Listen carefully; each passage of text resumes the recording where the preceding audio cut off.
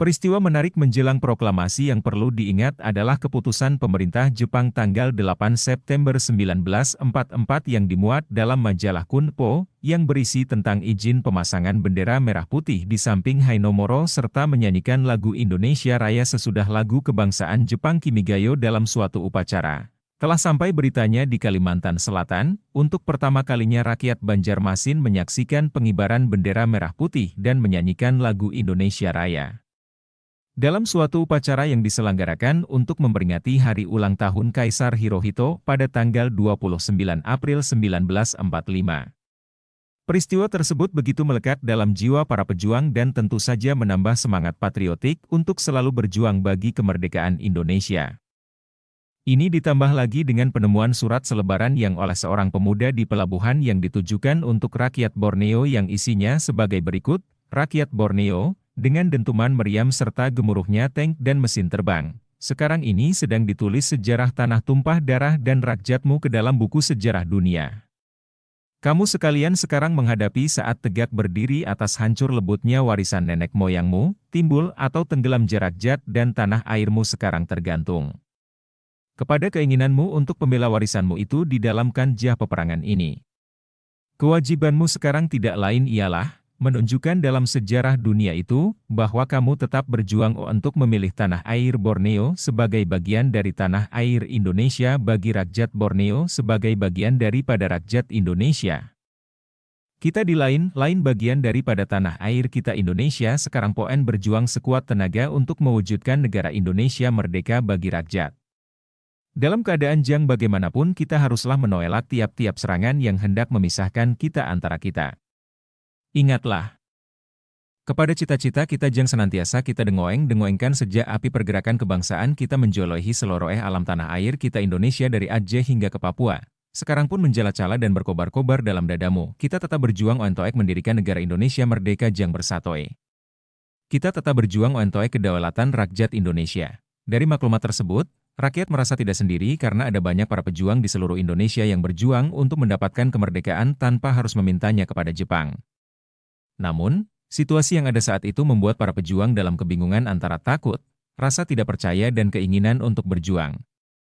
Pengalaman Sunario dan Syahrul penting dicatat di sini. Mereka memang sempat mendengar kekalahan Jepang terhadap sekutu pada tanggal 16 Agustus 1945 melalui radio secara sembunyi-sembunyi. Namun, berita itu tidak dapat diinformasikan kepada orang lain karena Jepang selalu mengawasi gerak-gerik rakyat. Jadi, jelas bahwa di dalam masyarakat masih ada yang memiliki radio secara sembunyi-sembunyi dan tidak menutup kemungkinan proklamasi kemerdekaan juga sudah diterima lebih awal. Hanya saja, saat itu tidak memungkinkan untuk langsung memberitahukan kepada yang lain secara terbuka. Berita proklamasi secara resmi diperoleh dari seorang pejuang Banjarmasin, A.A. Hamid Han, yang diutus oleh Jepang sebagai perwakilan dari Surat Kabar Borneo Simboen terbitan Banjarmasin untuk meliput kegiatan Panitia Persiapan Kemerdekaan Indonesia, PPKI, di Jakarta pada 15 Agustus 1945. A. Hamid Han menjadi salah satu saksi dalam pembacaan konsep proklamasi, dan pada saat pembacaan teks proklamasi kemerdekaan di halaman Rumah Soekarno Jalan Pegangsaan Timur. Juga A. Hamid Han yang mengikuti sidang-sidang PPKI yang berlangsung pada tanggal 18 dan 19 Agustus. Setelah kembali ke Banjarmasin pada 20 Agustus, dia seharusnya mempunyai berkewajiban untuk menyampaikan berita penting tersebut kepada seluruh rakyat Banjarmasin.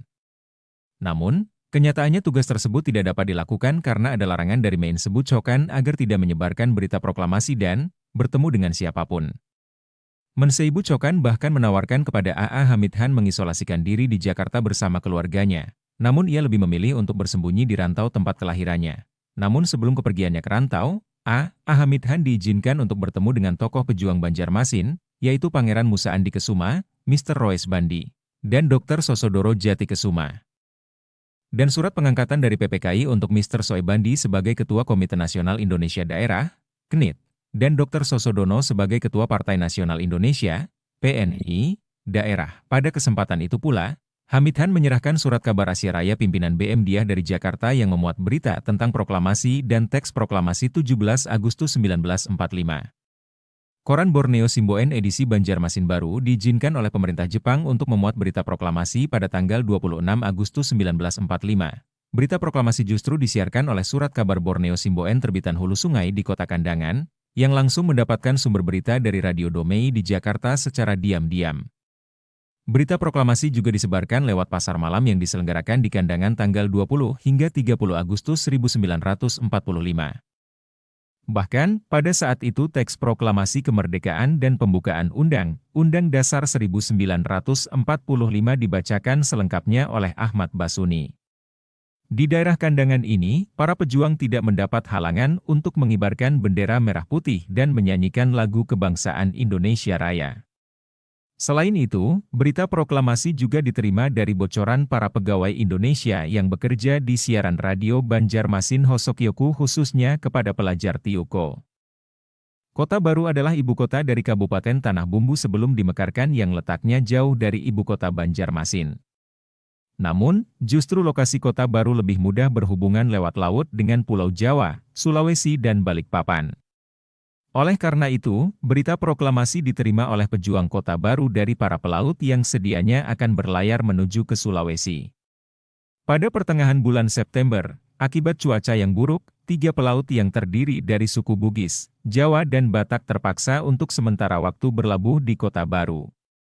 Ketiga pelaut itu mengabarkan tentang proklamasi kemerdekaan Indonesia dan situasi di Jawa, khususnya Surabaya, kepada para pemuda ex-BOEIT Sintai dan Kaigun Heiho yang diwakili oleh peran Kamar Mastari Misin, Ahmad Kawi, dan Marsyid Sabrani. Berita proklamasi yang telah sampai di Kota Baru kemudian menyebar ke daerah-daerah sekitar, termasuk Pagatan, satu wilayah otonom imigran suku Bugis yang berasal dari Kerajaan Wajo, Sulawesi Selatan.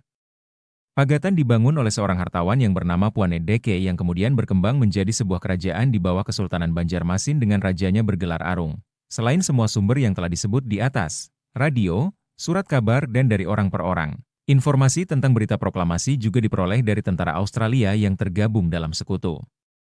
Mereka adalah Charles Foster dan Victor Little yang mengaku dari Partai Komunis Australia. Keduanya menyerahkan 5 lembar pamflet yang telah dikeluarkan kaum politisi Indonesia yang berada di Australia. Isi pamflet tersebut segera diterjemahkan oleh M. Afiat ke bahasa Indonesia, yang intinya menerangkan bahwa bangsa Indonesia telah merdeka, mengajak semua lapisan masyarakat dan golongan, pegawai, polisi, buruh dan rakyat umumnya, untuk bersatu dan supaya menolak kedatangan Ica.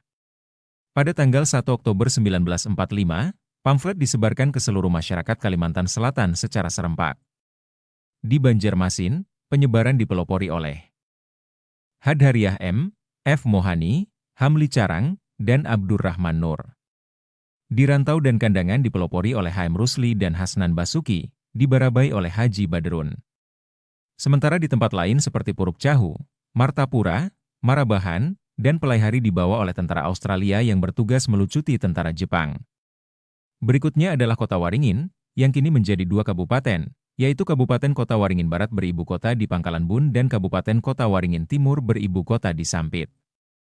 Pangkalan Bun adalah sebuah kota pelabuhan yang cukup maju di Kalimantan, sekarang termasuk wilayah Kalimantan Tengah, yang banyak dikunjungi oleh kapal-kapal dari Jawa maupun dari Nusantara.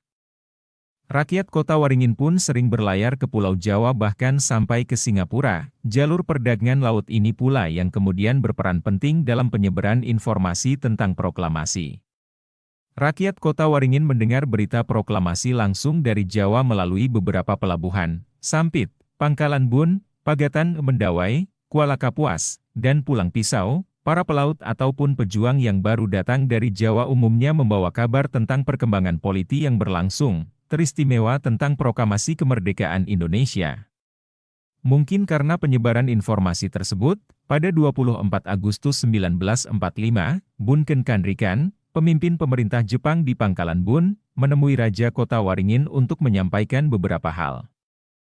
Yaitu, A. Atas nama pemerintah kerajaan Jepang, Bun Ken Kanriken akan menyerahkan kembali kekuasaan pemerintahan kepada Sultan Kota Waringin. B. Bun Ken Kanriken juga memberi selembar bendera merah putih dengan satu permintaan bahwa pengibarannya menunggu setelah orang-orang Jepang tidak lagi di Kota Waringin. C. Kepada Raja, Bun Ken Kanriken memberikan harapan bahwa Indonesia pasti merdeka tetapi penuh dengan perjuangan. Sebagai bentuk dukungan atas masyarakat Kota Waringin yang menyambut gembira proklamasi kemerdekaan, secara spontan dikibarkan bendera merah putih di Pangkalan Bun. Jepang tidak melarang tindakan dari para pejuang yang mengibarkan bendera merah putih diiringi dengan menyanyikan lagu Indonesia Raya pada saat upacara di depan kantor pemerintah daerah tanggal 29 Agustus 1945. Sementara untuk daerah Sampit, pemerintah Jepang meninggalkan Sampit secara diam dan tanpa memberitahukan terlebih dahulu.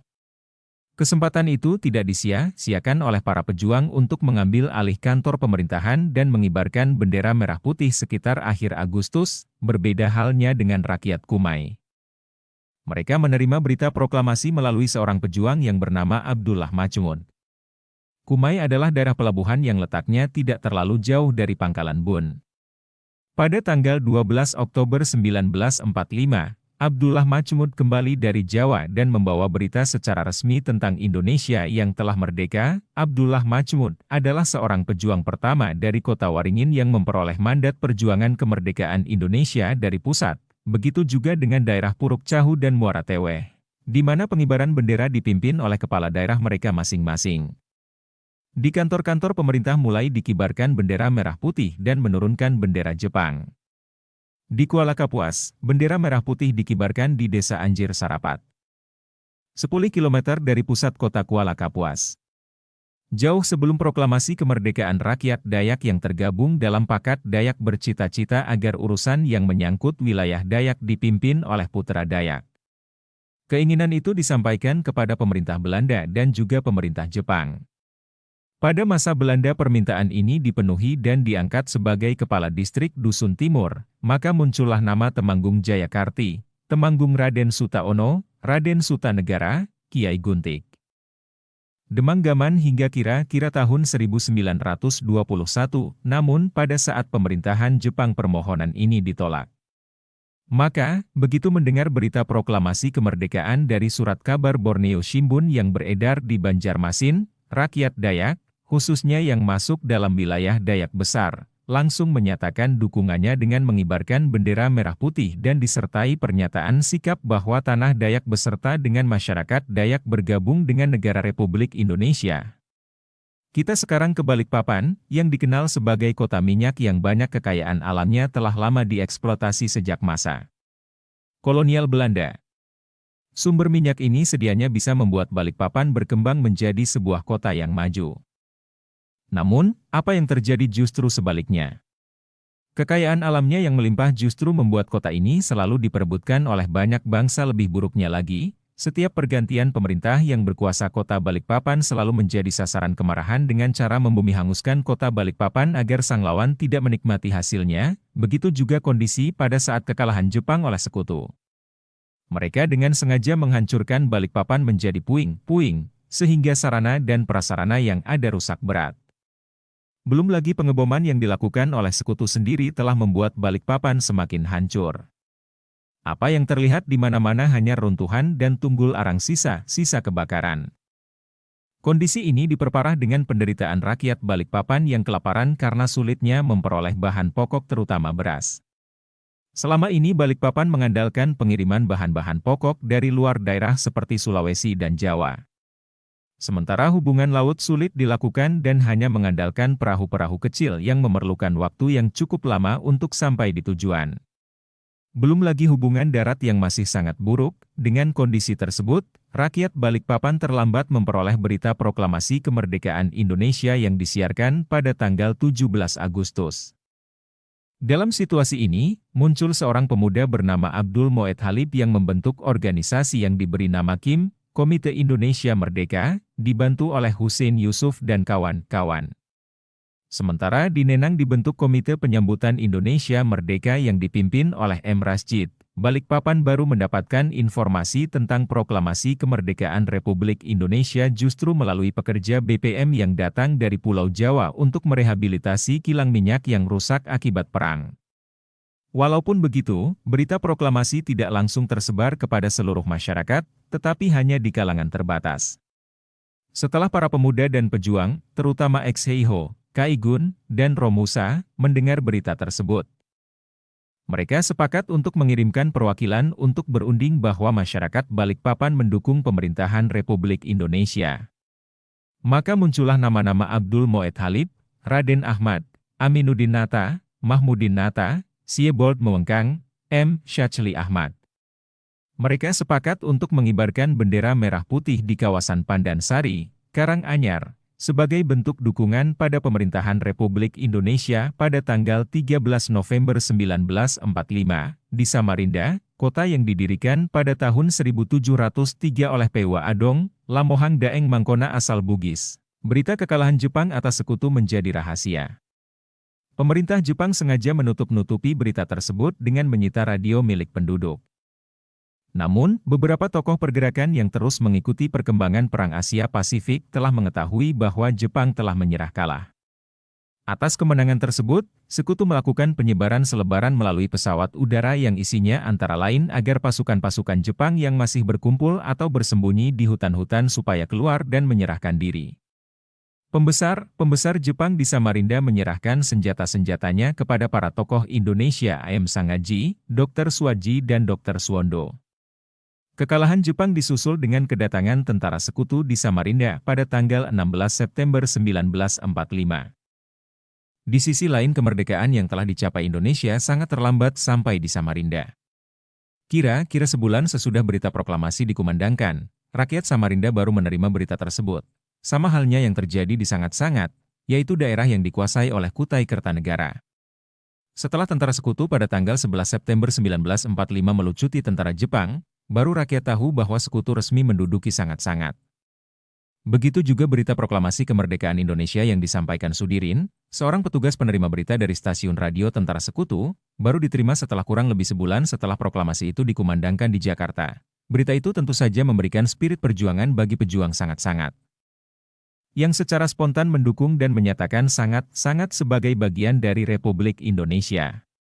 Segera setelah mendengar berita proklamasi, para pejuang yang tergabung dalam BPPD menyebarkannya kepada para anggota dan masyarakat di pelosok daerah dan mengibarkan bendera merah putih. Masa perjuangan fisik di Kalimantan Timur, pada tahun 1946, sempat terbit 3 buah surat kabar, yaitu Masyarakat Baroe dan Dharma terbit di Samarinda dan Soerafoni di Balikpapan.